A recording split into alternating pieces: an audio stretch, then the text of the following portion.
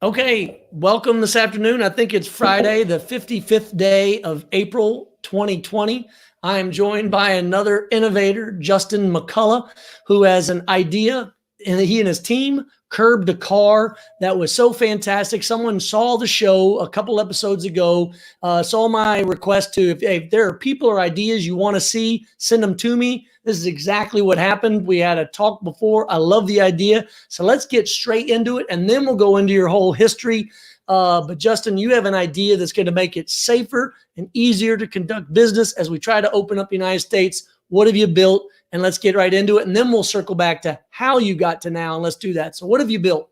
Thanks, Joseph. So curb to car is the answer to the very simple problem of when a customer arrives having purchased retail goods or food. How do they check in and say I'm here without walking in the building, without having to worry about the mask and all the accoutrements that now occupy our world? And so this app focuses simply on that one problem. There's you can create a little spot sign basically that says, I'm in spot 13, and there's a simple little link or a URL that the person can check in on their smartphone. And a merchant inside the store can have an audible ding on their laptop or desktop or whatever, and it cues and it says, "Hey, Justin McCullough." They don't have to keep answering the phone. Is the point? That's exactly right, because no text messaging, no phone calls, the constant nonstop. The inside of that building is chaotic already. People are trying to get their businesses running. They're worried about employees. They want to get the orders out. So this brings, and I've done a lot of this already in the old way before curb to car, and it was a little clunky. It always involved the phone. I always felt sorry for the fact that I felt like I was interrupting. Okay, so walk us through the user experience. I interrupted you, but keep going. Yeah. So whenever a customer checks in, they're using essentially a quick link, right? And that quick link is a simple web form that says, "Hey, I'm in the blue SUV, and I'm here." And as soon as that happens, they're able to, the merchant sees that in a queue, and it says all that same information. They gave notes, there's special notes filled in it. And then, and you'll see there, right there, the black screen there is an example of what the live view looks like to the merchant. And as soon as they're done, they sort of swipe to the right and it clears it out of the queue.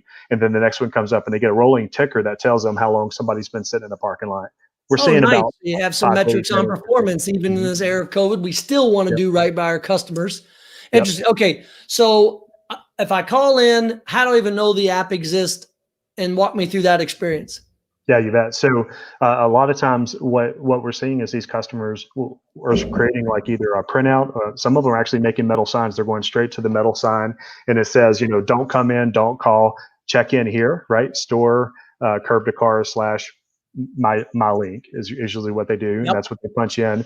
And the form, just like you see there in white, pops up right away. And it's intuitive. People understand immediately what to do with that. And as soon as they tap to check in, which is the red button down there, their part's done. They sit in the car in their comfort and they just wait.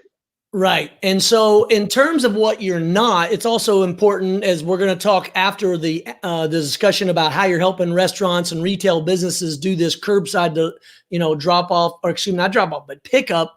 That's actually a good, Freudian slip on my part. Tell us what you're not so that we can cue in business owners to know how this is helpful. There's a few things. One, we're not expensive. We're not a payments app. We're not an ordering tool, right? And so you don't sort of get your bottle of wine with your spaghetti and veal all in the experience, right? And so what you're doing is you're literally saying, I'm here, and here's my vehicle, and here's how to find me. So the merchant has already got your order. They've already established whatever that is, and they're bringing it out to you. So no payments. There's no login. There's no inventory. We're not tracking anything in the point of sale system or the back office system. It is literally the check-in. It's the one job of how do I check in, let the merchant know I'm here so I can get my goods. Yeah. And in terms of traction, so you've already started, you're already live. This is geography agnostic. Anybody, anywhere can use this, I think, if not clarify. No, that's exactly right. We don't care where you are in the world, the tool works. And in fact, we've got folks in the Northeast, and we've got people down here in Austin already using it. Right here, Stevie has had tremendous success. He's actually gotten, listen to this, 1,000 curbside check-ins in 10 days. Wow. Yeah. Wow. So if I am calling in, or let me rephrase this. So let's say I go onto a website. How hard or easy is it for someone to add any kind of HTML code or embed something inside of their website today to download it? Or are you just having the restaurants or their owners just tell people, hey, before you come, curb to car, and then just download the app? So here's the great thing. You don't have to download anything. You don't have to create an app. Instead, what they're putting in their email or on their Facebook or Instagrams is the check-in link, and they're also putting that on the sign. And so once you pull up and you see what the check-in link, it's just like going to www.facebook.com. Everybody knows how to do that. So you punch it into your mobile phone browser, so you don't have to wait for a download on iOS or Apple or any of that good stuff. So that's how seamless that experience is. Yeah. And then for the merchant, it's the same thing. So they actually have their own merchant login at curbtocar.com. And so that black screen with the queue of who's there, it's just constantly refreshing. And it doesn't matter if it's on an iPad or if it's on a desktop or whatever else, that same experience works as a web-enabled app. Well, that is the genius of it, because when you say app to someone like myself who built a company that's centered around a consumer-facing app, I know how hard it is to get people to download it. But what you're saying is you're just going to the website as the consumer. And just to clarify, are you saying the restaurant owner, business owner also just goes to a website? Mm-hmm. That's right. And so the customer, your patron who drives up, sees the custom URL of your location. And if you have multiple locations, then you have a unique admin area for each of your locations as well for your queue. And so you would just have that screen up in all your locations. And it's built to be a multi-site location, so you could actually see all your restaurants and warehouses or whatever else you may have to do check-ins on. Yeah. So this is pretty interesting. And you mentioned the one restaurant, Uchi, or the whole family of restaurants, 1,000 in 10 days. Yeah. So if I am just a person for the first time hearing this, or as I like to remind our viewers, share this with a friend, tag this with someone that you know that is in the restaurant industry. Terry Bryant, I'm thinking of your son, Scott, and his restaurant, for instance. And then after this, I'll be following up by putting the video over on LinkedIn and trying to share it as widely as possible. What other ways are you either sharing the message, or who are the people that might be listening to this that you would like to have shared with them or other associations or groups? Yeah, so from an imagination standpoint, here's some people that we're talking to today. One of them is a bookseller. Another one is a coffee company for ground coffee as well as beverages. We also have people who are in the retail goods space who are doing basically an e-commerce play with everything being ready, and instead of shipping it, it's available for pickup. So it's not just people who have food, it's really anybody who needs to do a curbside check-in. We also had one warehouse logistics group talking to us, asking us questions around how it could work for big semi-type vehicles or whatever, trying to load up.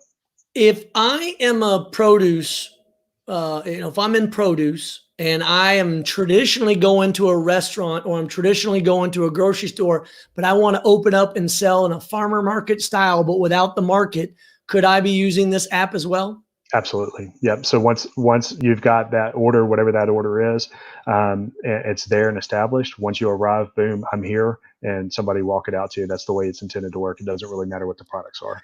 And so the beauty of this, you've really created this innovation to go beyond just the immediate COVID to what could be this weird quasi post-COVID world that is not like we remember before, but it's this sustained period of social distancing and curb to car kind of delivery. That's exactly right. And we believe that's exactly how people are going to use it later, because once we've established this as a new normal, people won't want to have to necessarily walk into the building for it to go order. They'll expect the convenience of being able to say, I'm here, just bring me my order. Yeah. And not that they're trying to be antisocial, but they might literally be in their pajamas, Right. or they might literally be in a position where they don't want to go in.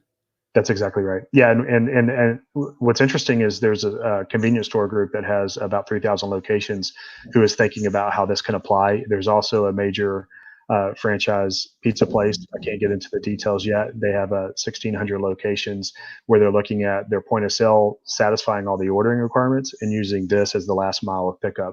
So it's people who are creative and entrepreneurial spirit. They see a lot of different ways to make this thing help their business run again. So while I just had this epiphany and this kind of mind blown experience as part of Gray Line and this whole Catalyst Talks series, what we're focused on today, of course, is innovation. And this is a great example, but all of it points in the direction of the future of work, meaning that with this book we wrote, Catalyst, Leadership and Strategy in a Changing World, by the way, that was a shameless plug for the book. everything we talk about in the book is that, hey, look, the forces of globalization, the forces of automation, the forces of technology are already pushing us in a direction where we're going to replace jobs, disrupt jobs. Just ask the buggy whip makers what I'm talking about. And yet what I'm hearing here is an opportunity that if we shed jobs in one area, let's say we're going to have less people perhaps going foot traffic into a store. Therefore, you would think you need fewer people behind the counter. A curb to car type business model means you might actually be hiring more people because you're going to convert that large parking lot you have to a series of delivery people going out, and you're going to need those runners because that's going to be awfully hard to automate or turn into a robot. And if you don't have a drive-through capacity, now suddenly you do. Can you expand on that, or what vision you see for that? Yeah. So as we look at customer service metrics that are always around customer experience, and we have the immersion of these major platforms who are tracking that and satisfaction scores, what we'll find is this is just another dimension of customer experience. In fact, we actually have a partner who we've worked with in other areas of our business. We're in the smart building space, is our core business, who has a well-known survey tool, and the survey tool is for customer experience. And so we're in talks with them right now around how they can use this for a check-in leading into another survey experience, because some of the national brands expect that kind of metric and data point. So it's all going to be connected, and this is just another extension of what customer service and customer experience really looks like. And I think we've seen that over 10 years just continue to change, and this is a natural progression of what that change looks like. Yeah. Oh, this is fabulous. Okay, so I'm gonna put my glasses back on so I can move some stuff around. So now let's bring you closer into view here. We'll put this on the bottom. We'll take that off. I not only want to highlight innovation, but for a person like me who always learned what I did by asking the smart people around me, I want to know how you got to now. So for me, my story very quickly is, in the Army, I just went around to every platoon sergeant, first sergeant, and lieutenant in the lieutenant mafia I could find to say, how the hell do you actually be an Army officer? What do you do?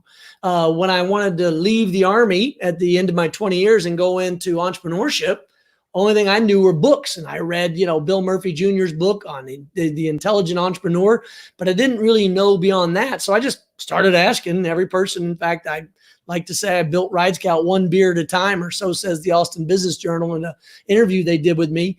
So how did you get to now? How did you get into this space? Because as I share this, and this is an evergreen video, it'll be on Facebook, on my personal and my business. It'll be on YouTube.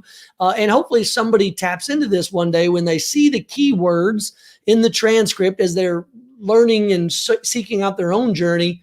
How did you get to now? How did you become the kind of person that would pivot, and maybe not even really pivot, but just create this opportunity during a time of need? Yeah, thank you. So, I tell you, my role as chief product officer, it's kind of in the name. I'm always looking for what the innovation in the products can look like. And our company, FSG, is about 2,300 employees. And the division I run is called FSG Smart Buildings. We focus on building automation and controls. And so we have a unique IoT platform called Chariot. I actually brought this team into FSG from our previous company when I was at VP at Capital One. And so from an experience standpoint, we were already ready with, high caliber developers ready to get to work on an enterprise cloud experience. And that's how we got to building Chariot. So whenever it came time for the COVID-19 stuff, we really started looking at what could we do that was just like a shoe company making masks all of a sudden, right? What was our equivalent of making masks? And for us, it was curb to car, because we had the mechanisms for multi-sites, account check-in, logistics around data points with the actual infrastructure or cloud environment, all that stuff was spun up. So we made curb to car really quick within about a week and a half.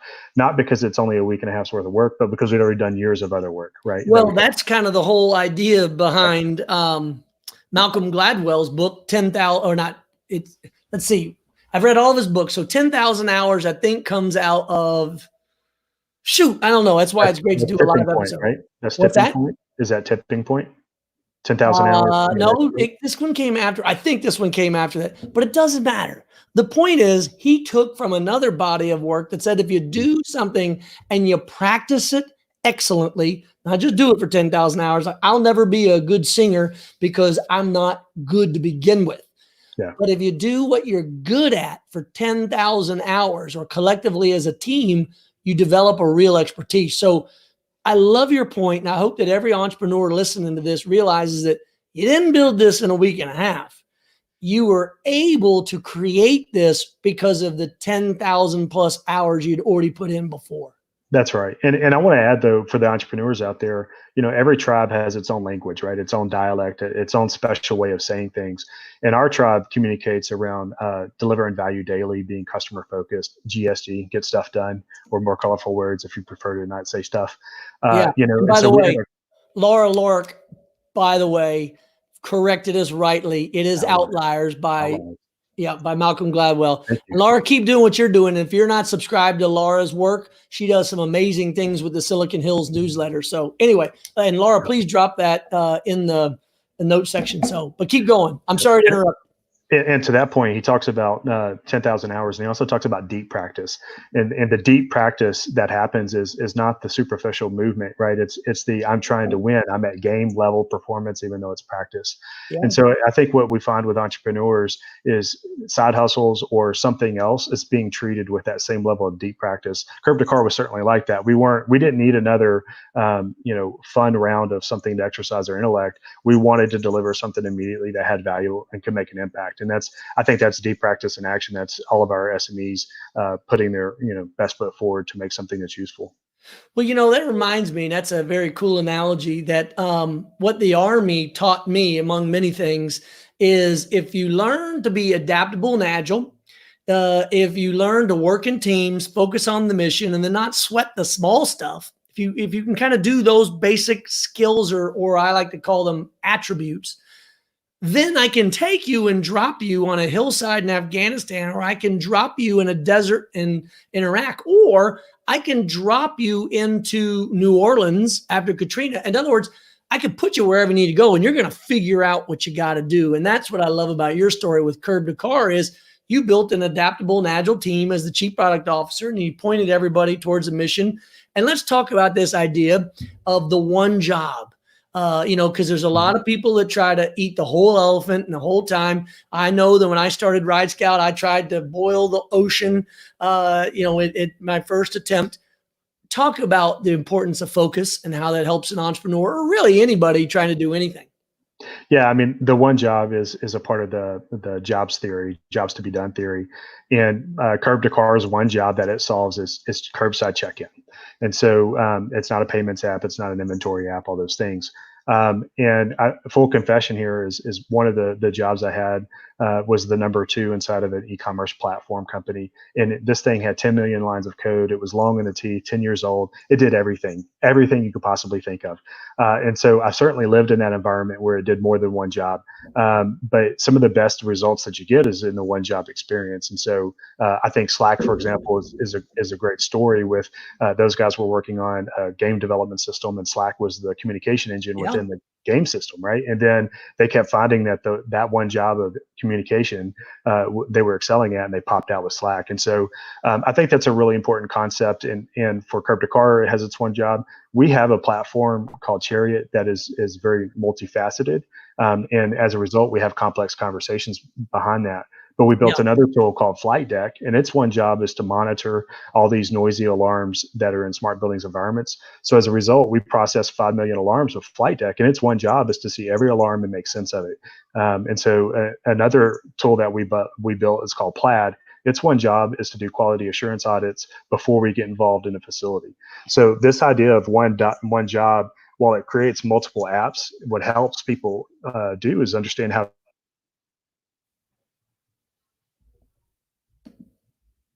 Oh, can you still hear me? Who dropped, me or you? Oh, I'm back, or you're back. We're back.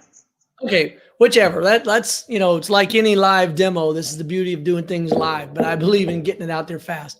Well, that's fascinating. I can't even imagine processing that many alarms. So anyway, we're actually nearing the end. That's how fast these 20 minutes go. So what did I not ask you that you want people to know, either from what you're doing with Curb to Car or the other part of the audience, which are innovators, those that are trying to think about the leadership and strategy needed in a changing world? What did I not ask? I don't know that you didn't ask, but I'll offer something. No, One that's what is, I mean. Please do. yep. So in 20 years, I've been fortunate and blessed to be a number of roles that have got me to this place to know what a high performing team can look like. It wasn't necessarily by accident, but it certainly wasn't all given to me. There's one formula I use, and I want to pass that on. It's called VIM, and it's vision, intention, and means. And you don't have to be an Vision, MBA. you said it fast. Vision, Vision, intention, and means. means. Yep, that's right. And I train everybody in my team from the lowest level to the highest level how to apply VIM to every problem. So VIM has to be attainable, sustainable, and compelling. Intention is all of our willful action towards it, and it's often most easily referenced as what we will do and what we will not do. It's the what you won't do list also. And then means is all your time, talent, and resources that you can put to bear. So if you look at curb to car, how do I have a simple check-in? That's my vision. It's attainable, compelling, and sustainable.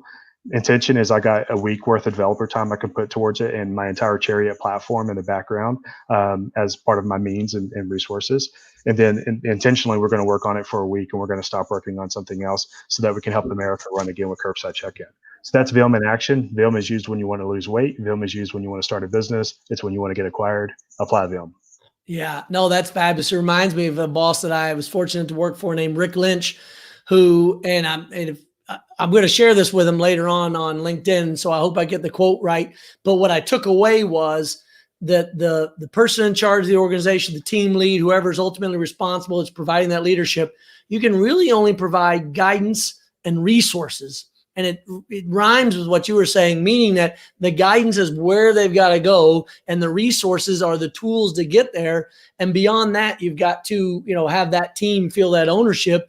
And if they don't have the VIM, the vision, the intention, and the means, the guidance and the resource, I see them all kind of blending together. You're not going to get it done. So it's a similar concept by a different language. And that's what I love about comparing notes between different industries. You're coming from the technology side. That was learned in the military side. But that's what I love about leadership. It is universal across all sectors I've ever worked in, whether it was in politics, academia, military, or business, whether it's at this tactical level or the strategic level, universal aspects of leadership. What's different, and we just figured this out, is the language, is the vocabulary, it's the jargon, and it's how quickly you're able to adapt. So, well, wonderful. Anything to say as we close out? I'll just say that the market is hungry to tell you what they're interested in if you'll just listen. And we hope Curb to Car can fit somewhere in those cracks. And one less problem for entrepreneur staff to solve. Just use curbtocar.com. Well, fantastic. Well, I'll ask you to stick around for a second. I'm going to sign off, and then we'll follow up. And hopefully, as Mitch Jacobson said, I heard him say on a webinar once, stay home, stay healthy, and stay in touch. And I'll end it with you in the same way, Justin. Thanks for being here. Thank you. So I want to thank everybody for tuning in to the latest Catalyst Talks in this particular subject of innovation, of how to take the tools and techniques necessary from one skill set and imagine it in a way that helps a different group of people. And that is what innovation is about. It was the whole core of our book, Catalyst, that we wrote a couple of years back, talking about the underlying changes, the assumptions that you make about your business or your government organization, your nonprofit. All of it's being disrupted. And with the disruption caused by COVID, we're just accelerating forward even faster to a new future of work. I want to encourage you to go to graylinegroup.com or josephkopser.com to learn more about any of these subjects. And just as you all brought Justin to us today, that's a mouthful, say that 5 times fast. Just as you all brought Justin to us today by a viewer reaching out saying, I heard about this idea. Please do that again, whether it's an idea or a person or both. Send them to me either in a thread on this that you find either live or on Facebook later on, or once I post it to LinkedIn. Let's keep the conversation going. And like I said before, from Mitch Jacobson, stay home, stay healthy, and stay in touch. Thanks a lot. Take care.